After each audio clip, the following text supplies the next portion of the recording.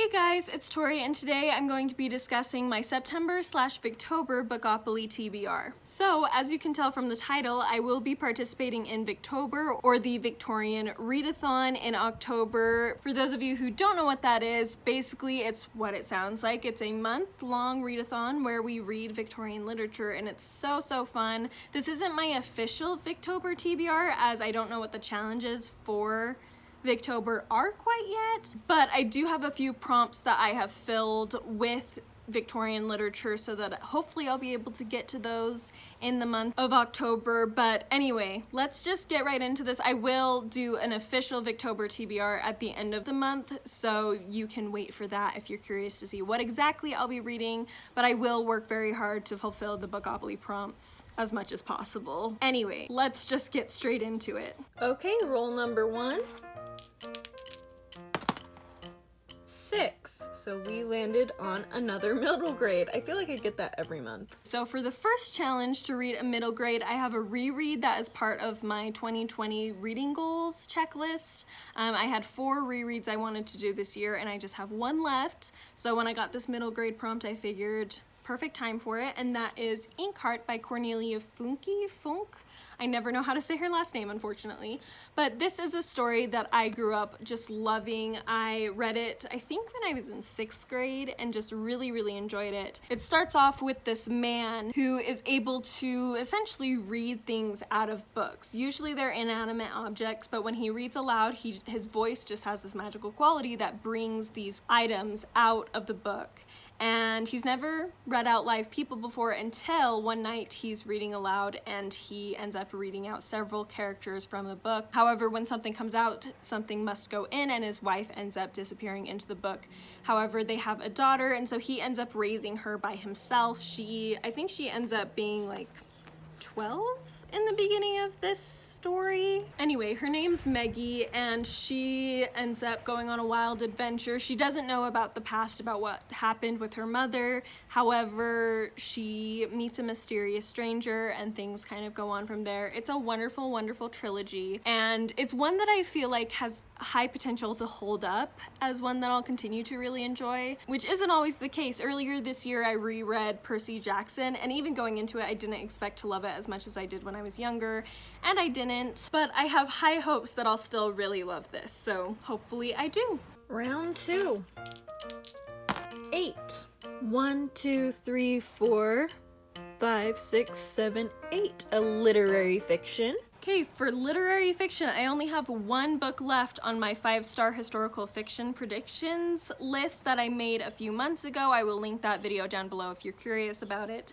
But I want to finish off that list so I can make a new one, hopefully by the end of September, and that is The Alice Network by Quinn. So I don't know a ton about this book. All I know is it follows 2 timelines, 2 women in these different timelines. One is set during the First World War in 1915, and the other is set during the Second World War in 1947, and somehow these plot lines collide. I honestly haven't read a ton of dual timeline novels, however, it is something that has always interested me, so I'm really excited to read this, and I've heard great things about it, so hopefully I enjoy it, and we'll be able to make a new historical fiction predictions list. Roll 3.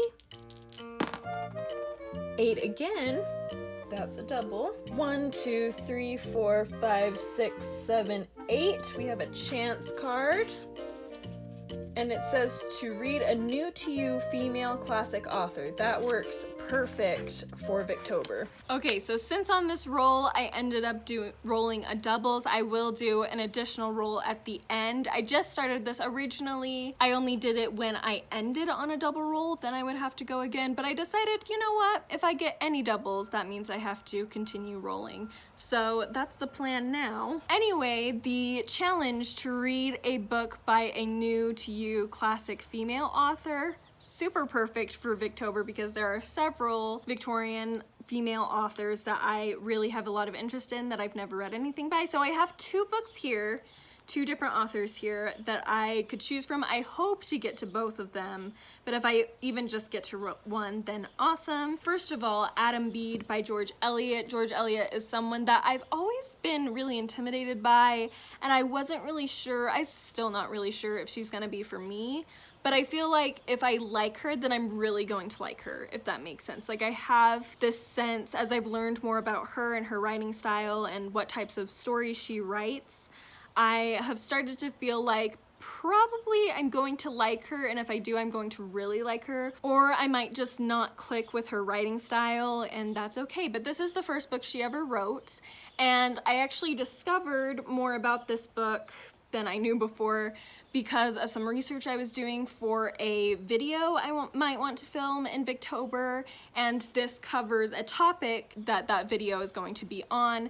Actually, the other book I'm going to mention in a second also covers a similar topic as well that will work for that video, so hopefully I'll be able to read at least one of these before filming that video. But the other option for this challenge is to read Ruth by Elizabeth Gaskell. I have wanted to read Elizabeth Gaskell for so long. However, the only thing that I think is keeping me back is so many people say North and South is the place you want to start with Elizabeth Gaskell. But for whatever reason, I'm not super interested in North and South. I think I will be once I get into her writing style and everything. But personally, the North and South, like the synopsis I always hear, just doesn't quite grip me the same way the synopsis grips me for this one. I know that I don't think I've ever heard someone say this is their favorite Elizabeth Gaskell, so I'm not going to like expect this to be a new fave or anything, but I hope it will at least get me into Elizabeth Gaskell so I can continue and read some of her more popular things and be a little more interested in them. Roll 4, 6, 1, 2, 3, 4, 5, 6. Your choice of audiobook.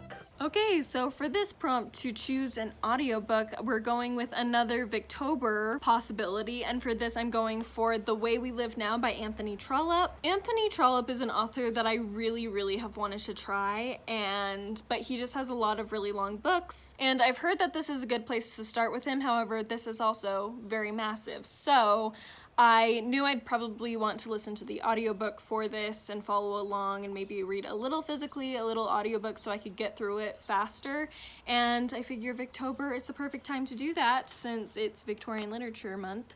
So anyway, I am really excited to read this. I don't know much about this. Most classics I'm interested in, I usually don't know a ton about, but I do know that it's very scandalous, a lot of dramatic things going on, and a great cast of characters, so I'm really excited to listen to this on audiobook in October. And roll 5, 6, 1, 2, 3, 4, 5, 6, a historical nonfiction. Okay, so usually for a historical nonfiction, I usually go back a little further than I'm going to go this time, although I probably will try to listen to an audiobook about Richard III. But the one I'm going to prioritize for this challenge is Hidden Valley Road, Inside the Mind of an American Family by Robert Kolker. I am borrowing this from my aunt who recently visited from New Jersey. This follows the story of a family who has 10 sons, and 6 of those sons ended up developing schizophrenia, and so it's their experiences with that. It takes place in the 70s, 80s, I believe, around there. So definitely at a point where they're very early on in their understanding of schizophrenia and how it develops and everything like that. So I am really excited to read this as I'm going into psychology, and I hope I enjoy it. I feel like it's going to be both a very fascinating as well as a very heart-wrenching read, so I'm excited to pick it up. Okay, and then roll number 6. Oops. We have 7. 1, 2, 3, 4, 5, 6, 7. A thriller. Okay, so for a thriller read, I'm going to pick up on audiobook The Turn of the Key by Ruth Ware. This was a challenge that was kind of hard because I really wanted to read books off of my physical TBR. However, I don't really have any thrillers on my physical TBR, so I'm going to be reading or listening to this as I started it recently on the Barnes & Noble Try a Sample thing and really enjoyed it so far. And I read Turn of the Screw, which is what this is based on, earlier this year and enjoyed it, so I'm excited to get into this. However, in order to get something off my physical TBR, I did choose another book that's more like a mystery rather than a thriller, but I'm still going to attempt to read this. If I don't read it in September, obviously I'm not going to read it because Victober is in October, as I've said a million times in this video. So anyway, if possible, I'm going to try to get to Once Upon a River by Diane Setterfield. I read The 13th Tale by this author earlier I guess last year was when I read it, and really enjoyed it. And it had a lot of thrillery, suspenseful vibes to it, so I'm hoping that this has that as well. I know very little about it. All I know is that there's this inn on the banks of the Thames, and one night a man brings in this girl, or the body of a girl, which they think is dead. However, she seemingly comes back to life after being dead, and so it's a miracle, but she doesn't remember who she is. I believe she's like not speaking. However, they're just kind of curious about who this girl is, what happened to her, things like that, and you're kind of being taken on a journey to discover what exactly happened to this girl. So very interested in this. I don't know, this is kind of lowest priority on this challenge list because the others actually really go with the prompts that I need to fulfill.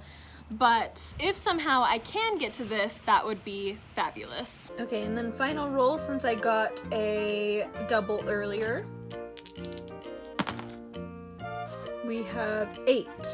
1, 2, 3, 4, 5, 6, 7, 8. An adult read. Alright, and for my last prompt to read an adult work, I decided to go with The Odd Woman by George Gissing. This is another Victorian read, so for Victober, and I have wanted to read this for ages. I've heard George Gissing compared to Thomas Hardy so many times, and if you're new here and don't know, I love Thomas Hardy. He's my favorite author of all time, and so I have high hopes for this because of that.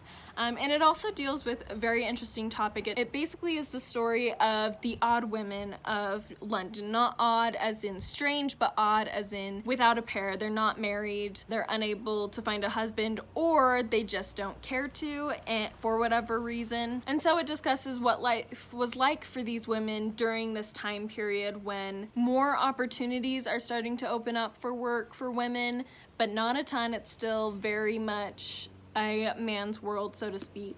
And I'm very interested in reading this. I hope I love it. Earlier this year, Katie from Books and Things and another booktuber that I can't remember her name or her channel's name, but I will link both of their channels down below if you're curious. But anyway, they hosted a read-along of this book and I wasn't able to participate. However, I really would love to get to this in Victober if possible.